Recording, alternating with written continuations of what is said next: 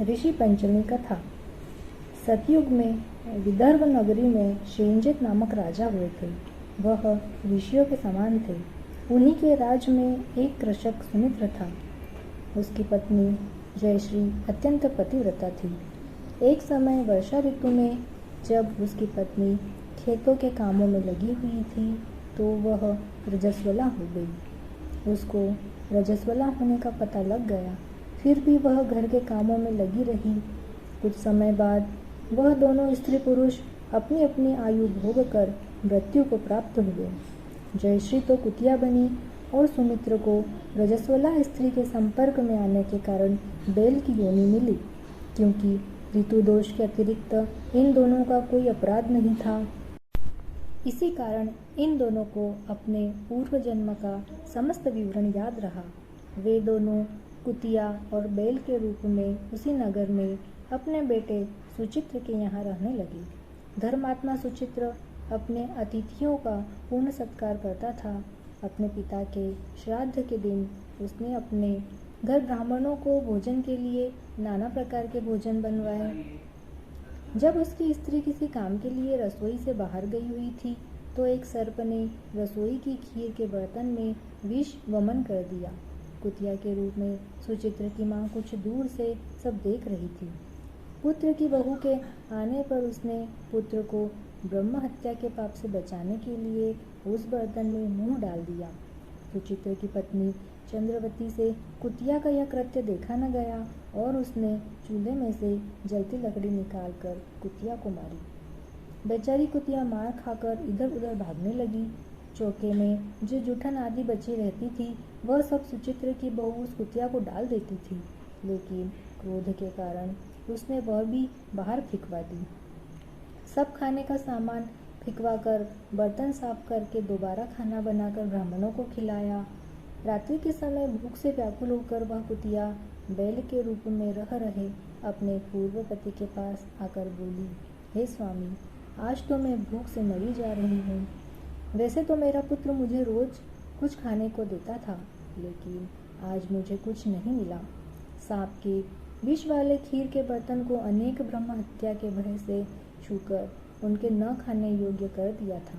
इसी कारण उसकी बहू ने मुझे मारा और खाने को कुछ भी नहीं दिया।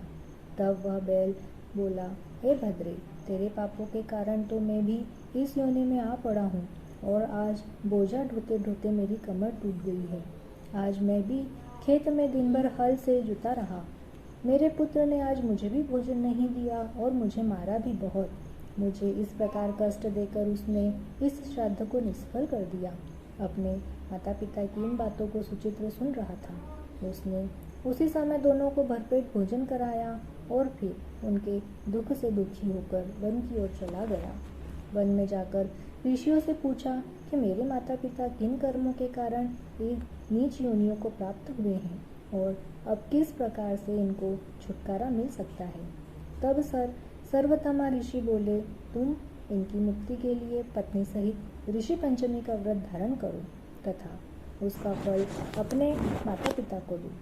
भाद्रपद महीने की शुक्ल पंचमी को मुख शुद्ध करके मध्याह्न में नदी के पवित्र जल में स्नान करना और नए रेशमी कपड़े पहनकर अरुंधति सहित सप्त ऋषियों का पूजन करना।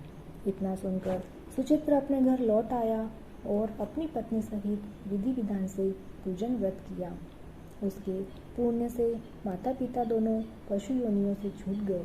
इसलिए जो महिलाएं श्रद्धापूर्वक ऋषि पंचमी का व्रत करती है वह समस्त सांसारिक सुखों को भोग कर वैकुंठ को जाती है। इसी कारण इन दोनों को अपने पूर्व जन्म का समस्त विवरण याद रहा। वे दोनों कुतिया और बैल के रूप में उसी नगर में अपने बेटे सुचित्र के यहाँ रहने लगे। धर्मात्मा सुचित्र अपने अतिथियों का पूर्ण सत्कार करता था। अपने पिता के श्राद्ध के दिन उसने अपने घर ब्राह्मणों को भोजन के लिए नाना प्रकार के भोजन बनवाए। जब उसकी स्त्री किसी काम के लिए रसोई से बाहर गई हुई थी तो एक सर्प ने रसोई की खीर के बर्तन में विष वमन कर दिया।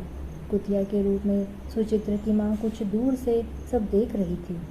पुत्र की बहू के आने पर उसने पुत्र को ब्रह्म हत्या के पाप से बचाने के लिए उस बर्तन में मुंह डाल दिया। सुचित्र की पत्नी चंद्रवती से कुतिया का यह कृत्य देखा न गया और उसने चूल्हे में से जलती लकड़ी निकालकर कुतिया को मारी।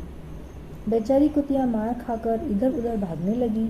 चौके में जो जूठन आदि बची रहती थी वह सब सुचित्र की बहू उस कुतिया को डाल देती थी, लेकिन क्रोध के कारण उसने वह भी बाहर फेंकवा दी। सब खाने का सामान फेंकवा कर बर्तन साफ करके दोबारा खाना बनाकर ब्राह्मणों को खिलाया। रात्रि के समय भूख से व्याकुल होकर वह कुतिया बैल के रूप में रह रहे अपने पूर्व पति के पास आकर बोली, हे स्वामी, आज तो मैं भूख से मरी जा रही हूँ। वैसे तो मेरा पुत्र मुझे रोज कुछ खाने को देता था, लेकिन आज मुझे कुछ नहीं मिला।